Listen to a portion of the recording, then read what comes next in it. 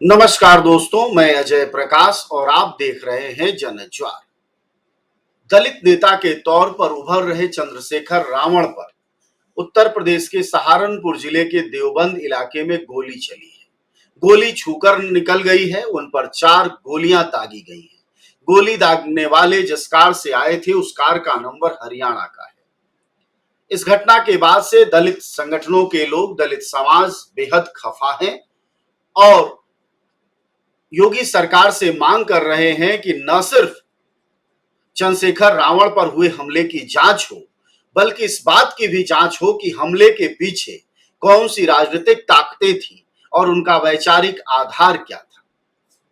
आप सबको पता होगा कि किसी नेता पर जब हमला होता है तो उस हमले में सबसे बड़ा जो पॉइंट होता है वह वैचारिक आधार का होता है। इस देश में तमाम सामाजिक कार्यकर्ताओं और नेताओं को अलग अलग समय में गोलियां मारी गई हैं और गोलियां जब भी मारी गई हैं वह किसी वैयक्तिक वजहों से नहीं मारी जाती हैं, बल्कि उसके कारण में विचार होता है। ऐसे में यह समझना बेहद जरूरी है कि दलित नेता के तौर पर उत्तर प्रदेश की भूमि पर उभर रहे चंद्रशेखर रावण आखिर किन की आंखों में गड़ रहे थे। तो यह किन की आंखों में जो गड़ रहे वाला सवाल है, इसका जवाब भी बहुत मुश्किल नहीं है। जवाब यह है कि चंद्रशेखर रावण का जो विचार है, चंद्रशेखर रावण की जो समझदारी है, जो राजनीति है, जो उसके विरोधी हैं, वह बेहद कट्टरपंथी है। चंद्रशेखर रावण जिस जात से आते हैं वह दलित समाज के। चंद्रशेखर ने दलित समाज से आने के बावजूद अपने समाज के युवाओं में एक ऐसे युवा नेता की छवि लेकर उभरे जो कि न सिर्फ गर्वीले थे, बल्कि सवर्ण राजनीति के मुकाबले खड़े होने वाले शख्स भी दिखाई दे रहे थे। चंद्रशेखर रावण वह नेता है जो कि जिन्होंने गोरखपुर से चुनाव लड़ने की ठानी। ऐसे में यह समझा जा सकता है कि उनके वैचारिक दुश्मन कौन है। उस वैचारिक दुश्मनी का ही परिणाम है कि देवबंद में आज हमला हुआ है। यूपी के पुलिस अधिकारियों ने अपने जवाब दे दिए हैं कि हमलावरों को गिरफ्तार किया जाएगा, मुकदमा दर्ज कर लिया है, खोजबीन जारी है। लेकिन सवाल यह है कि इसके खोजबीन तो उन अपराधियों को जो सजा होनी है हो जाएगी, लेकिन असल में जो विचार विरोधी हैं, लड़ाई उनसे है। चंद्रशेखर रावण की जान वह लेना चाहते हैं। साथ ही दोस्तों यह समझना होगा कि जो सिलसिला शुरू होता है कानून व्यवस्था के ध्वस्त होने का, वह कहीं रुकता नहीं है। कहीं वह धर्म के नाम पर होता है, कहीं वह जाति के नाम पर होता है और कहीं वह विचार विरोधी के नाम पर होता है। आप सबको याद होगा कि कुछ महीने पहले जब अतीक अहमद और उनके भाई अशरफ अहमद को सरेआम पुलिस कस्टडी में गोली मार के हत्या कर दी गई, तब बहुत सारे लोगों ने खुशियां मनाई। उसके बाद दूसरी हत्या संजीव जीवा की गई, जो मुख्तार अंसारी के करीब माने जाते थे। उनकी हत्या कोर्ट में की गई। और उसके बाद यह तीसरी घटना है जिसमें कि चंद्रशेखर पर गोली मारी गई है। वो भी नेता थे, उन्हें माफिया कहा गया। यह भी नेता हैं, इन्हें सवर्ण और कट्टरपंथी मानते हैं कि इसको ठिकाने लगाना है, इसकी बुद्धि ठिकाने लगानी है और शायद ठिकाने लगाने का यही तरीका है। एक समय में मुसलमानों पर हमला हुआ और उनकी जान ली गई। दूसरी तरफ अब दलित पर हमला हुआ है और आप देख रहे हैं कि किस तरह का जानलेवा हमला है।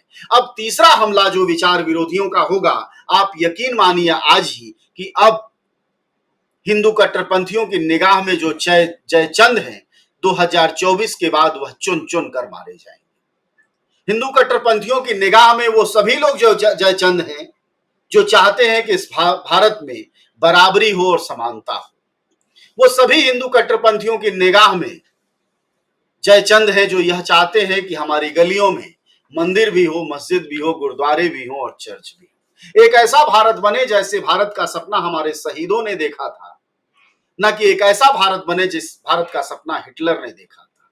तो हिटलर के इन वंशजों के लिए भारत के लोग जयचंद होते चले जा रहे हैं और उन जयचंदों को वह अगला शिकार बनाएंगे। इसलिए इस बात को समझना बेहद जरूरी है राजनीति की दृष्टि से ही कि राजनीति में जो गोलियां चलती हैं वो खालिस गुंडों और माफियाओं के तरीके से नहीं चलती। कहीं पैसा और रुपया नहीं हड़पना होता है, बल्कि विचार की ताकत के ऊपर गोली चलाई जाती है। चाहे गांधी पर गोली चली हो और या इंदिरा गांधी पर या राजीव गांधी पर, ये सभी गोलियां विचारों की ही गोलियां थी।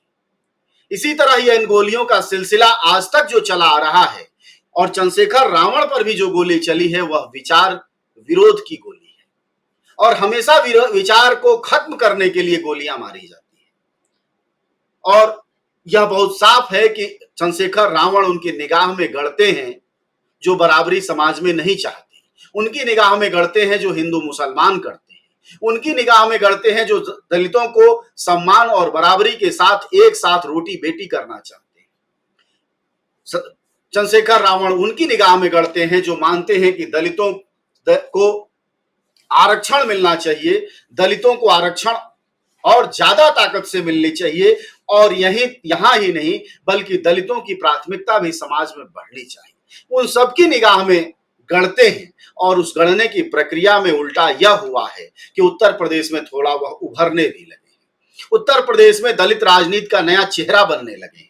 मायावती के अवसान के बाद से लोग मान के चल रहे हैं कि यह युवा तुर्क उत्तर प्रदेश में दलित राजनीति का बड़ा चेहरा बन सकता है। शायद उसी चेहरे को मिटाने की यह कोशिश थी जो हरियाणा के नंबर से गोली चलाई गई है। इसलिए चंद्रशेखर रावण पर जो हमला हुआ है यह हमला किसी भी तरह से राजनीतिक है, इसको खालिश आपराधिक हमला नहीं कहा जाना चाहिए। अगर यह आपराधिक हमले के तौर पर चिन्हित किया गया तो जाहिर तौर पर यह एक तरह की बेईमानी होगी और इस बात को समर्थक शायद समझते होंगे कि चंद्रशेखर रावण पर किया गया हमला उन विचार विरोधियों का हमला है। इसलिए मुकाबला कैसे करना है यह चंद्रशेखर के रावण भीम आर्मी के वह आर्मी जवाब देगी भविष्य में कि हमारे नेता को अगर तुम असुरक्षित करते हो, जान लेने की कोशिश करते हो तो जाहिर तौर पर हमें अपने इंतजाम खुद करने होंगे। अगर सत्ता इस तरह से सरेआम गोलियां खाते हुए हमें देखती रहेगी, चाहे अतीक मारे जाएं, चाहे अशरफ या कोई और मारा जाए, कभी आप गुंडे मवालियों के नाम पर गोली चलवा देते हैं, कभी हिंदू मुसलमान के नाम पर चलवा देते हैं, अब दलित पर गोली चली है, अगले बार उन सवर्णों पर गोलियां चलवाएगी कट्टरपंथी ताकतें जो उनके विचार के विरोधी हैं। ऐसे में सावधान होने का यह वक्त है और न सिर्फ सावधान होने का बल्कि वैचारिक एकता से बृहत्तर एकता की तरफ बढ़ने का भी यही सबसे माकूल समय है। शुक्रिया, आप सबका धन्यवाद।